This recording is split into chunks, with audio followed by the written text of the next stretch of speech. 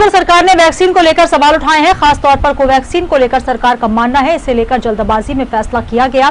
छत्तीसगढ़ के स्वास्थ्य मंत्री टीएस सिंहदेव ने केंद्रीय स्वास्थ्य मंत्री डॉक्टर हर्षवर्धन को पत्र लिखा है। पत्र में इस वैक्सीन को छत्तीसगढ़ न भेजने के लिए कहा गया। टीएस सिंहदेव का कहना है कि जब तक तीनों चरणों का ट्रायल पूरा नहीं हो जाता तब तक इसे छत्तीसगढ़ न भेजा जाए। न्यूज वर्ल्ड के स्टेट हेड राजेश सक्सेना ने इसे लेकर छत्तीसगढ़ सरकार के स्वास्थ्य मंत्री टीएस सिंहदेव जी से खास बातचीत की।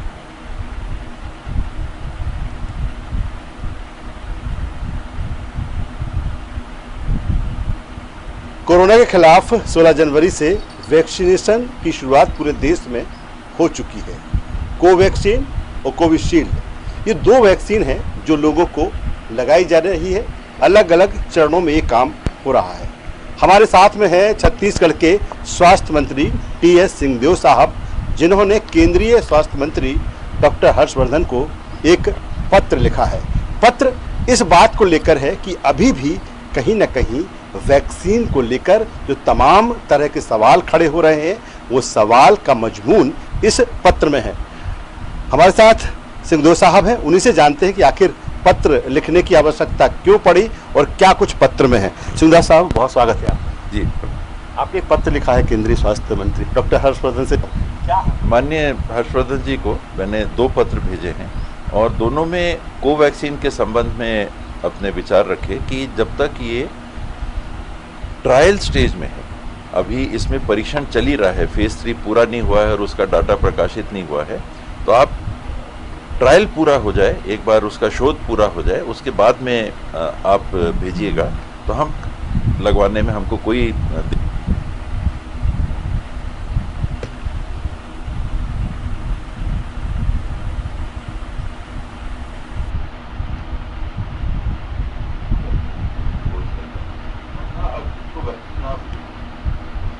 फॉर्म भी भेज रहे हैं। कोविशील्ड के साथ कोई फॉर्म नहीं, आप लगाइए, वो दवाई के रूप में। कोवैक्सीन के साथ फॉर्म ये कहता है कि फेज 1 और फेज 2 के ट्रायल इसके हो गए हैं जिसमें सफलता पाई गई है, लेकिन फेज 3 का शोध अभी भी चल रहा है। तो उस परिस्थिति में जो नागरिक उसको लगाएंगे उनको फॉर्म भरना पड़ेगा, अर्थात कि कोई रिस्क है तो ये आप उसके लिए जिम्मेदार हैं। सरकार जो भी आपको मदद करेगी, उपचार वगैरह, तो कोविशील्ड में तो वैसा नहीं है, इसमें ऐसा है। तो स्वास्थ्य मंत्री के रूप में मैं कैसे अपने प्रदेश के लोगों को बाध्य करूं कि आप ट्रायल का हिस्सा बनो। वो आपकी इच्छा है, ट्रायल में तो जो अपने आप को उपलब्ध कराना चाहते हैं वो अपने आप को उपलब्ध कराते हैं और उन पे शोध की क्रिया हो सकती है। वह इन परिस्थितियों में मैंने कहा है कि और ना भेजें, जब फेज 3 ट्रायल पूरा हो जाएगा उसके बाद हम खुशी खुशी उपयोग। क्या सर माना जाए कि इस जल्दबाजी में इसकी शुरुआत कर ली जाए? प्रामाणिकता के तौर पर अभी और इंतजार करना था?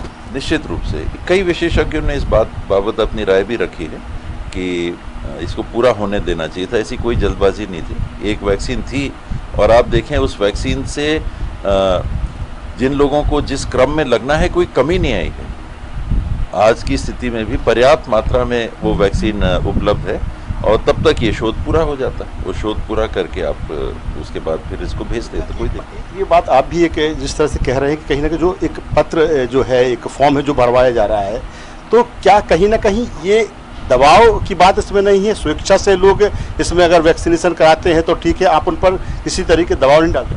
जी, इसीलिए सरकार की तरफ से ये नहीं होना चाहिए। जो कंपनी काम कर रही है वो कंपनी अपने से शोध करे और कंपनी शोध करके उसके परिणाम सरकार को उपलब्ध कराए। ये तो सरकार कंपनी की तरफ से एक तरह से काम करने लगे कि गवर्नमेंट ने, भले भारत सरकार का एक उपक्रम है, तो उस उपक्रम को अपनी दवाई या अपनी वैक्सीन की प्रामाणिकता पेश करने का जवाबदारी और हक है। तो वो काम अब सरकार कर रही है कि आप लगवाओ, फॉर्म भरो, आप शोध में भाग ले रहे हो, इसका जब रिजल्ट आएगा तो हम बोल देंगे कि अब ये प्रामाणिक हो गई। ये ठीक नहीं।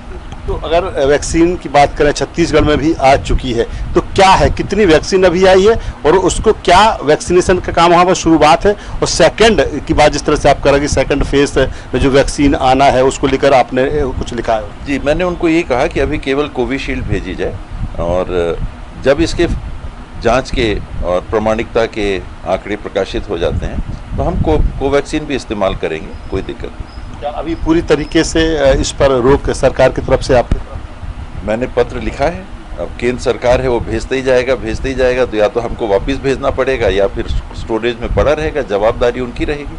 अगर कोई खराब हुआ या कुछ हुआ तो जवाबदारी केंद्र सरकार की है। अभी आपकी सरकार का फैसला यही है कि अभी हम छत्तीसगढ़ के लोगों को अभी ये वैक्सीनेशन नहीं लगा। उचित नहीं है जब तक कि एक्सपेरिमेंट पूरा ना हो जाए। आप उस एक्सपेरिमेंट के हिस्सा बनना चाहो तो आप खुद आगे आके बोलिए कि नहीं, मैं लगाने को तैयार हूँ।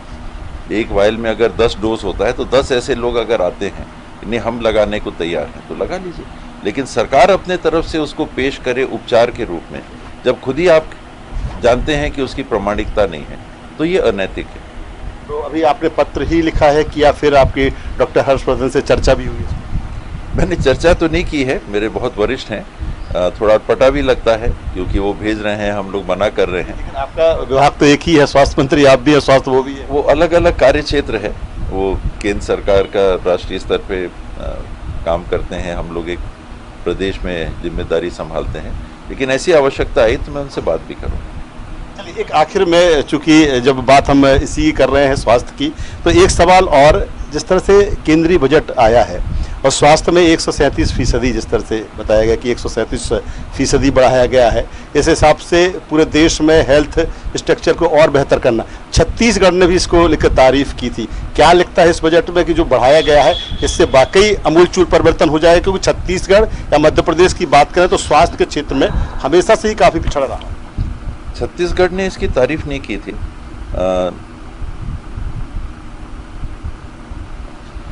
मेरे से भी जब पूछा गया था तो मैंने कोवैक्सीन के लिए, ये कोविशील्ड के वैक्सीनेशन के लिए जो 35,000 करोड़ का प्रावधान किया है उसका स्वागत किया था।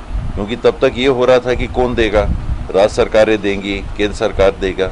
हम लोगों ने हमेशा कहा था कि केंद्र सरकार का जवाबदारी होनी चाहिए क्योंकि राष्ट्रीय आपदा है। जो 137 करोड़ की बढ़ोतरी की बात हो रही है ये गलत प्रस्तुति है, क्योंकि स्वास्थ्य विभाग में, हेल्थ एंड फैमिली वेलफेयर विभाग में पिछले साल की तुलना में जो बढ़ोतरी हुई है, मान लीजिए 70,000 करोड़ अगर पिछले बार था, 70 या 75,000 करोड़, 74,000 करोड़, तो इस साल उन्होंने मान लीजिए 109 लाख करोड़ दिया, 1,09,000 करोड़। तो ये 35,000 करोड़ तो केवल वैक्सीन का दाम बढ़ गया। उस नाते अगर आप देखिएगा तो नई के बराबर बढ़ोतरी हुई है। तो प्रस्तुति हो गई कि हमने 2,23,000 करोड़ उपलब्ध करा दिए। वो 2,23,000 करोड़ में स्वच्छता के, पेयजल के, ये जो पानी देने का कार्यक्रम अभी देश भर में चल रहा है, जिसमें केंद्र सरकार 60%, राज्य सरकार 40% देगी। जो फाइनेंस कमीशन का पैसा है उसको भी पंचायतों को जो जाना था उसका भी हिस्सा इसमें लग जाएगा।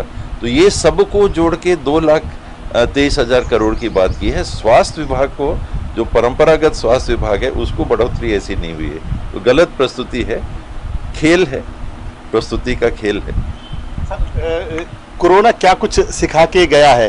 क्योंकि हेल्थ को लेकर कहते हैं कि जिस तरह से एक स्ट्रांग स्ट्रक्चर इसका होना चाहिए, स्वास्थ्य की जो व्यवस्थाएं होना चाहिए क्योंकि लोगों को मिले, छत्तीसगढ़ की हम बात करें तो क्या कुछ कोरोना सिखा के गया है कि इसके जरिए कि नहीं, अब स्वास्थ्य की दिशा में बहुत तेजी से काम होना है? और छत्तीसगढ़ को लेकर ये भी बात आती है, मध्य प्रदेश में वही है कि चाहे डॉक्टर्स की बात कर लें, चाहे पैरामेडिकल स्टाफ की बात कर लें, अन्य स्टाफ की बात कर लें, कमी लंबे समय से रही है। आपका क्या प्लान? संक्षेप। ये सेवा का क्षेत्र है, स्वास्थ्य का क्षेत्र है, सेवा का क्षेत्र है। इसमें मानव संसाधन चाहिए। भौतिक संसाधन के अलावा, दवाइयों के अलावा, मशीनों के अलावा, ये स्थायी चीज़ है। एक बार आपने लिया कुछ समय चलता है। मैन पावर आपको रेगुलर चाहिए। आपने सही बात उसको उठाया कि अगर मानव संसाधन नहीं है, आपके पास नर्सेज नहीं है, ANM नहीं है, स्टाफ नर्स नहीं है, वार्ड बॉय नहीं है, टेक्नीशियन नहीं है, डॉक्टर्स नहीं है, MD नहीं है, आपके पास MS नहीं है, पोस्ट ग्रेजुएट्स, तो आप काम नहीं कर सकते। आप मेडिकल कॉलेज बना सकते हैं, ईंट पत्थर का मेडिकल कॉलेज बना लीजिएगा, आप ईंट पत्थर से अस्पताल भी बना लीजिएगा, आप मशीनों को भी खरीद के रख लीजिएगा पैसों से, लेकिन उनको चलाएगा कौन? तो ये मानव संसाधन के लिए ही सबसे ज़्यादा आवश्यकता है कि बजट डबल कम से कम होना चाहिए स्वास्थ्य विभाग का।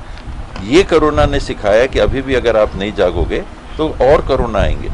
आने वाले समय में ये निश्चित है कि और ऐसी बातें आएंगी, और इसीलिए यूनिवर्सल हेल्थ कवरेज की जो बात है, हमको देश में और अपने अपने प्रदेशों में जल्दी से जल्दी अपना लेना चाहिए और लागू कर लेना चाहिए। तो आप देख सकते हैं TS सिंहदेव साहब छत्तीसगढ़ के हेल्थ मिनिस्टर और जिस तरह से केंद्रीय स्वास्थ्य मंत्री डॉक्टर हर्षवर्धन को पत्र लिखा, पत्र इस बात को लेकर कि कहीं न कहीं अभी भी वैक्सीन पर सवाल है प्रामाणिकता के तौर पर, और छत्तीसगढ़ सरकार ने फैसला लिया है कि जब तक उस कसौटी पर पूरी तरीके से वो वैक्सीन खरी नहीं उतरेगी, अभी फिलहाल छत्तीसगढ़ की जनता को वो वैक्सीन ना लगाई जाए। देखना होगा डॉक्टर हर्षवर्धन टीएस सिंहदेव साहब के पत्र के बाद क्या कुछ फैसला लेते हैं, क्या कुछ इसमें आगे एक पॉजिटिव बात सामने निकल कर आती है, देखने वाली बात होगी। कैमरा पर्सन साजिब के साथ राजेश सक्सेना।